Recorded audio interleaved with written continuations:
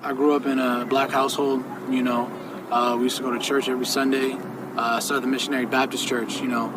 The church where, you know, they got a hoot and holler for God and singing kinds of songs and people speaking in tongues. You know, it was always a good time at church. You know, we'd be there all day on a Sunday, but it was a good time.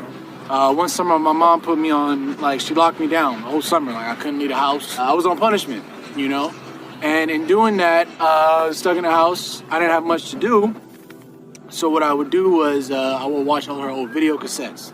This is back when they had the VHS, the VCR player, you had to press rewind, all that old stuff. Anyways, I came across this movie, it's called Malcolm X. And I heard about Malcolm X, but you know, in school, in public school especially, they don't teach you a lot about Malcolm. You hear a lot about Martin Luther King, all these other people, you know, the more pacifist, you know, activists and things like this. But I never really learned much about Malcolm X. So I remember looking at this video because I'm like, man, this is a lot of videos. It's 2 videos, man. It's a long movie. So anyways, I pop it in or whatever, and I watched it all the way through. I think it's about 2.5 hours maybe all the way through. And I remember at the end of that video, I was a little bit left in shock, you know, because the whole concept behind Malcolm is that Malcolm, he was never really a Christian, but, you know, he did all of his work in the name of Allah, you know what I mean? And he did his work in the name of helping people, benefiting them. And at the end of the day, he was a Muslim, you know.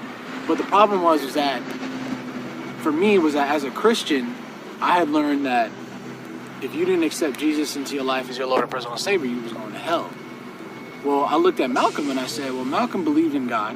He believed in all these different, you know, he believed in God. But he's going to go to hell because he didn't believe in Jesus the way I believe in Jesus? And to me at the time, that didn't make sense, you know what I mean? I didn't want to go to college. I knew I didn't want to go to college, but I knew I had to do something. I knew how to get out of here. I knew how to get out the city. So I ended up joining the Army. I joined the Army in 2008. Yeah, about 2 weeks after I graduated, I was in the Army. 2 weeks after I graduated from high school, I was in the Army. And the military was a very interesting experience because in the military, you're not paid to think for yourself. They do all the thinking for you. They tell you when and where to go. They tell you to do this, they tell you to do that. Everything is already planned out for you. One day I'm guarding this gate. You know, I'm armed up with my weapon guarding this gate. And this truck approaches. And the truck approaches and it gets closer to the gate. And I'm telling the truck to stop. I'm saying stop, stop, stop, stop, telling the truck to stop. The truck stops, the driver gets out, and he starts walking towards the gate. Well, I tell him, I say, you have to stop. You know, I'm yelling at him, stop, stop, stop, stop, stop, stop. And the whole time he's coming at me, he has this smile on his face. So I'm thinking in my head, this man is crazy. This man is loony. He's out of his mind. I don't know what's wrong with him. Anyways, he continues to come closer and closer and closer. And by this time, I've pointed my weapon at him. I'm telling him I'm going to shoot and all this stuff. But something was telling me not to shoot. Something was telling me not to pull the trigger. So I didn't.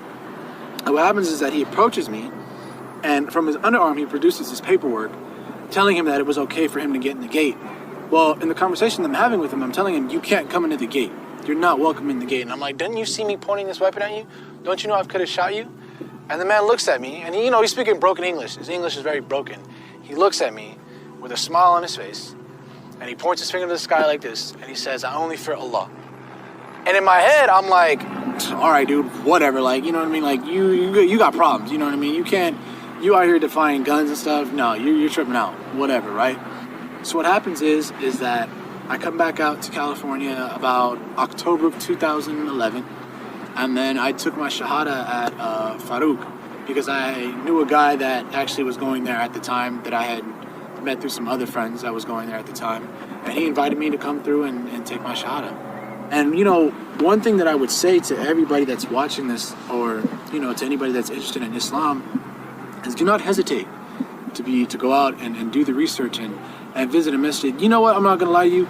Yes, it may be a little strange at first. Obviously, it's going to be strange. You're doing something new. You're looking into something that might potentially change your life. And it's a bit overwhelming at first.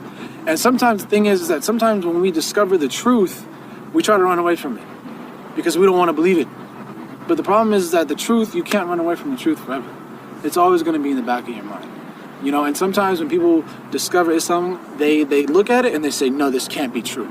They think they know it's true, but they back away from it because they're scared of the truth, you know? And in that sense, you have to understand is that, yes, the truth is a little bit scary sometimes, but it's still the truth, you know? And in doing that, don't be afraid to go and visit a masjid. Don't be afraid to talk to the Muslims that are around you. Do not believe what the media is telling you. That's rule number one. Don't believe what the media is telling you. Don't let anybody tell you that ISIS, the Taliban, represents Islam. Because if that's the case, then the KKK represents Christianity. And everybody knows that's not true. So don't let anybody tell you what Islam is until you go out and you do it for yourself. Research it for yourself.